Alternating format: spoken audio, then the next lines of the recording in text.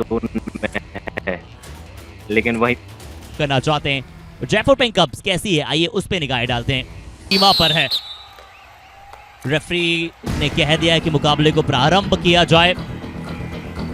मैं हूं अर्चित शर्मा और मेरे साथ मोनू शर्मा बड़ी जल्दी जुड़ जाएंगे। हम शर्मा बंधु चाहेंगे कि आप सभी तक आंखों देखा हाल बहुत ही खूबसूरती तक पहुंचाएं, आपको मजा आए मुकाबले में, हमारी यही उम्मीद है। परविंदर बोरा शुरुआत करने जा रहे हैं। डिफेंस धैर्य रखिए, संयम रखिए। अगर आप ऐसी गलतियां करेंगे तो फिर जयपुर पिंक कप शुरू से मैच में लीड पर आ जाएंगे। शायद विवेक वहां पे मौजूद थे। पहले ही रेड में जयपुर पिंक कप्स को पॉइंट।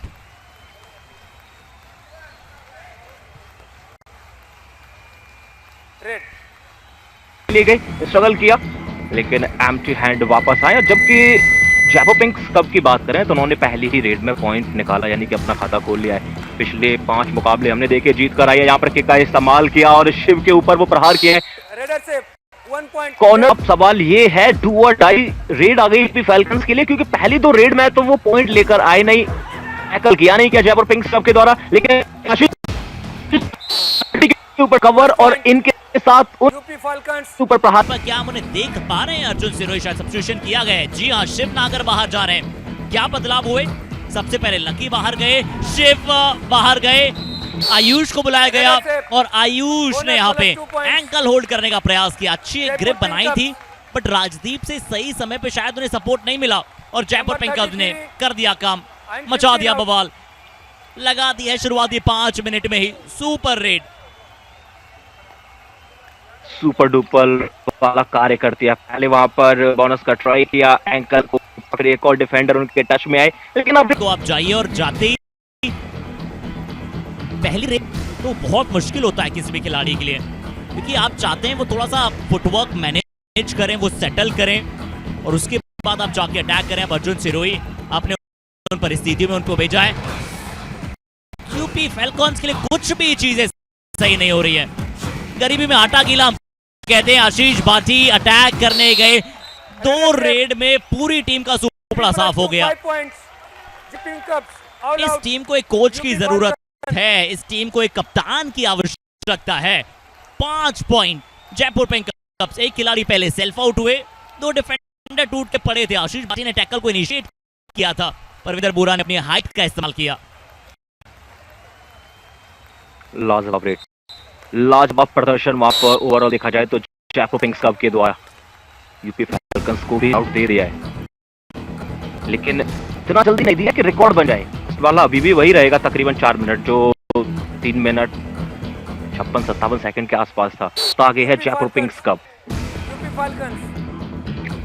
और यही है सबसे बड़ी कमजोरी। यहाँ पर है is my trip super tackle की अपॉर्चुनिटी। कुणाल भाटी पिछली रेड करके आए थे जल्दी, लेकिन इस बार यूपी फैल्कन्स के कुणाल भाटी और साथी डिफेंडर पूरी जद्दोजहद जा रही है और इस बार तो रेडर को पकड़ लिया जाएगा यूपी फैल्कन्स से। इस मुकाबले का is my trip super tackle पहली बार कर लिया, ये सक्सेसफुली रहा है। ये 2 पॉइंट आए, यानी कि बड़ा कार्य करके दिखा दिया यूपी फैल्कन्स ने। बेहद जरूरत था ये, क्योंकि यहां पे अगर ये सुपर टैकल नहीं आता तो फिर एक और बार टीम परेशानी में जाती। बहुत अच्छी दोनों ताई पे टाइल लगाई, दोनों डिफेंडर एक तरफ जाए गए थे, बट जो कुणाल भाटी ने डायरेक्शन को बदला, मेरे मुताबिक ये बहुत ज्यादा जरूरी था। मोनू, अगर कुणाल भाटी डायरेक्शन को नहीं बदलते धरनी धरन की, तो वो आसानी के साथ मिडलाइन पे आपको छोड़ा। यूपी फैल्कन्स को फिर से बैक फुट पर धकेल दिया, यानी कि वो दूसरे ऑल आउट की तरफ तकरीबन भेज दिया है। कुणाल भाटी वो प्लेयर हैं जो अपनी टीम के लिए रिवाइवल जरूर ढूंढेंगे, क्योंकि इस समय बोनस से आपका काम होगा नहीं, आपको 1 पॉइंट जरूर मिलेगा, लेकिन ये टैकल के साथ जयपुर पिंक कप एक और ऑल आउट दे देगी यूपी फैल्कन्स को, यानी कि पहले हाफ में 2 ऑल आउट दे दिए यूपी फैल्कन्स को जयपुर पिंक कप्स ने। क्लियर माइंड है कि हमें टॉप पे समाप्त करना है और हमें टॉप पे इसलिए समाप्त कर और चाहेंगे कि उनमें से 2 मुकाबले जीत कर हम सीधा फाइनल जाएं। फॉर्मेट एक बार फिर से हमारे दर्शकों को बताएं कि जो पॉइंट्स टेबल है वहां पे दोनों ग्रुप से पूल ए और पूल बी की बॉटम 2 टीम एलिमिनेट हो जाएंगी। अच्छा टर्न करने का कोशिश, बहुत समय के बाद यूपी फैल्कॉन्स के डिफेंस को पॉइंट मिला है उस सुपर टैकल के अलावा। साहिल सतपाल का शिकार, एडवांस चले गए, इसलिए मैं कह रहा था कि शुरुआत में धैर्य रखना और अग्रेशन दिखाना, इन दोनों शब्दों का आपको अंतर समझना बहुत जरूरी है। इस बार जरूर एक चूक हुई, बहुत जरूरी है। कोच योगेश नागर साहब अभी देख रहे होंगे तो उन्हें पता है कि यूपी फैल्कॉन्स यार अपनी जीदारी दिखाओ, दरिया दिली प्रदर्शन करो। साहिल सतपाल अगर शुरू हो गए तो ये रुकते नहीं है। फिर नंबर 55 आउट।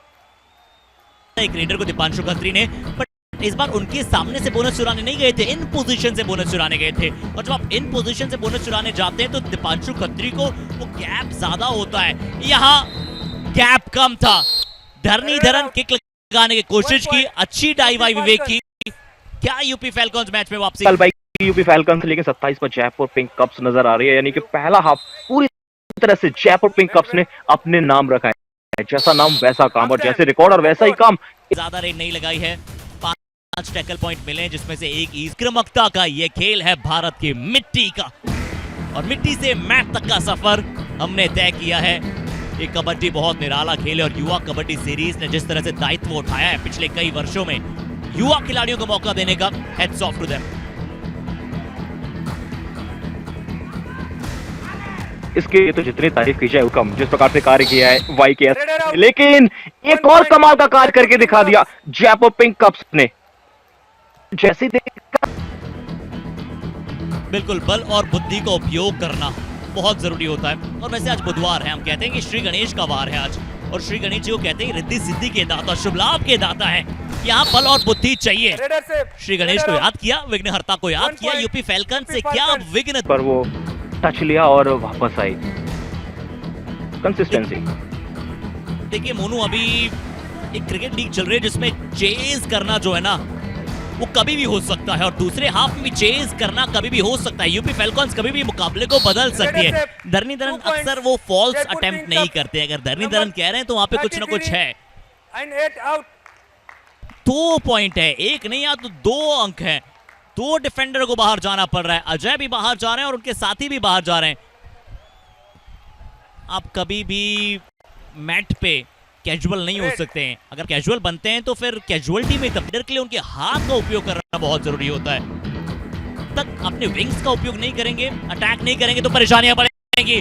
कुणाल भाटी क्या डैश आउट किए गए या फिर पॉइंट लिया है? UP falcons out. 1 पॉइंट। कुछ भी चीजें सही नहीं जा रही है इस टीम के लिए। टाई बहुत ज्यादा खेले, आप जीते कम है हारे ज्यादा है, और जयपुर फिर से आप एक्सपोज हुए। हिमांशु यादव को भेजा जरूर गया है। हिमांशु सबसे पहला काम कीजिए, एक बोनस ले लीजिए, क्योंकि एटलीस्ट आप एक सिंगल पॉइंट तो स्कोर करना चाहते हैं इस रेट से, और शायद यहाँ बोनस ले भी लिया होगा। बट डिफेंस देखिए पिंक कप्स का बहुत अच्छा है, उसके बावजूद पीछे खड़ा है।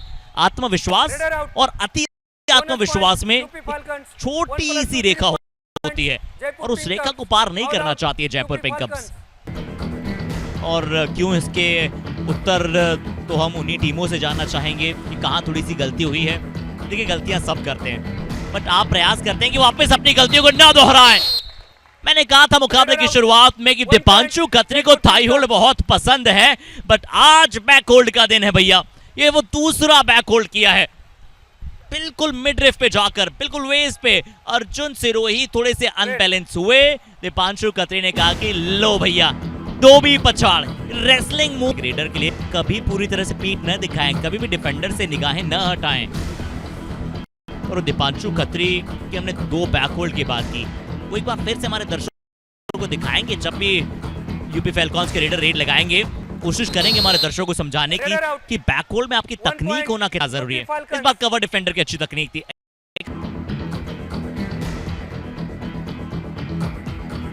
हिमांशु यादव 5 का घर है, यानी कि आपको स्ट्रगल तो करना पड़ेगा, पॉइंट चाहिए तो। किक लगाई है, लेकिन सामने से एक डिफेंडर ने पहले पढ़ लिया कि अगर मैट की डेप्थ का इस्तेमाल किया जा रहा है रेडर के द्वारा, तो फिर हम कैसे पीछे रह सकते हैं। आप घर में घुसकर तो आप, कप्तान का भी दायित्व होता है, क्योंकि कोच आपको हर रेड से चीजें नहीं समझा सकता, लेकिन कप्तान आपके पास बहुत ज्यादा समय तक रहता है, तो वो आपको बहुत सारी चीजें बताता रहता है कि आप यहाँ पर बेटर कर सकते हैं, और खुद भी अच्छा करना पड़ता है। लेकिन यहाँ यूपी फैल्कन्स के द्वारा गलती हुई है, यानी कि आप बहुत तेज गति के साथ बहुत ज्यादा डीप चले गए थे। धरनीधरन को कैसे नहीं रोक पाए इस बार यूपी फैल्कॉन्स का डिफेंस। 2 पॉइंट बिल्कुल मिलते हुए। रिप्ले एक बार फिर से देखना चाहेंगे, क्योंकि जिस तरह से ये इन परिस्थितियों में मोहित भाई होते अगर हमारे साथ, तो शायद और बेहतर हम उनसे जानते हैं क्योंकि आपने पहले अपने सर को नीचे कर लिया, आपकी निगाहें रेडर पर थी ही नहीं और जवाब की यूपी फैल्कन्स हमें वो मौका दे ही नहीं रहे कि हम उन्हें वापसी बिल्ड कर पाए इस मुकाबले में। और क्यों? इनका एक बड़ा कारण ये कि इनके रेडर्स पॉइंट नहीं ला पा रहे हैं। दूसरा बड़ा कारण डिफेंस लगातार पॉइंट नहीं ला रहा है, और नहीं ला अलग चीज है, लगातार पॉइंट्स दे रहा है वो एक अलग कारण है। इस बार अच्छी किक है अर्जुन सिरोही की। अर्जुन लौटे रहे हैं, कुणाल भाटिया में बेंच पे देखने को मिल रहे हैं, क्या शायद सब्स्टिट्यूशन के बेंच पे हैं, क्या शुरुआती 49 रेट पॉइंट है इनके पास। ये इकलौते खिलाड़ी रहे हैं। कहते हैं ना कि वो बीच मझदार में अगर वो नैया हो तो नैया का खेवनहार होना बहुत जरूरी है। एक अकेले नैया के खेवनहार से काम नहीं चलता है। अर्जुन सिरोही इकलौते वो हैं जो अपनी टीम को बीच मझदार से साहिल तक पहुंचाना चाहते हैं, यानी किनारे तक पहुंचाना चाहते हैं, बट किनारे पर नहीं पहुंच पा रहे हैं। और सागर यानी कि साहिल सतपाल, जैसा अभी हमें बताया नवीन सौथी हरदिल अजीज ने कि कैसे उनके पिताश्री साहिल सतपाल को सागर कहते हैं और उन्हें बहुत पसंद है जब आपके पिताजी आपको कोई नाम से बुलाते हैं तो आप फिर उसी नाम से आपकी पहचान बनाना चाहते हैं। इसलिए साहिल को पसंद है कि उनका नाम चाहे जर्सी पे हो तो सागर लिखेगा तो बहुत अच्छा लगेगा। अर्जुन सिरोही फाइनली पॉइंट्स ला रहे हैं लगातार। अगर ये ऑल आउट तो फिर वो आप करके दिखाइए। अर्जुन सिरोही की मेहनत को दाद दूंगा। ये खिलाड़ी सब कुछ कर रहा है, ये जंप लगा रहा है, डुबकी लगा रहा है, पॉइंट्स ला रहा है, और अपनी टीम को बस जीत नहीं दिला पा रहा है। वो जीत और अगर टीम के खाते में आ जाए तो मजा आ जाए, चार चांद लग जाए। लेकिन पिछली रेड अर्जुन फिर से वहां रेड करने के लिए गए, दो डिफेंडर थे, इसमें सुपर टैकल की अपॉर्चुनिटी थी, था इस पर अटैक करना चाहा लेकिन वहां पर अर्जुन ने अपने आप को बचाया, अपने हाथ का इस्तेमाल किया और वापस आए। लेकिन ये आखिरी योद्धा बचे हुए परविंदर हर्षित, इनके ऊपर बहुत बड़ी जिम्मेदारी है कि क्या अपने ऑल आउट को बचा पाएंगे। बोनस का ट्राई किया है और अभी भी सिर्फ 3 ही सेकंड बाकी हैं। जैसे टाइमर शून्य होगा उसके बाद इस मैच की हो जाएगी समाप्ति, यानी कि ऑल आउट नहीं दे पाएगी UP falcons Jaipur pink cups को इस मुकाबले में। Number 77 out.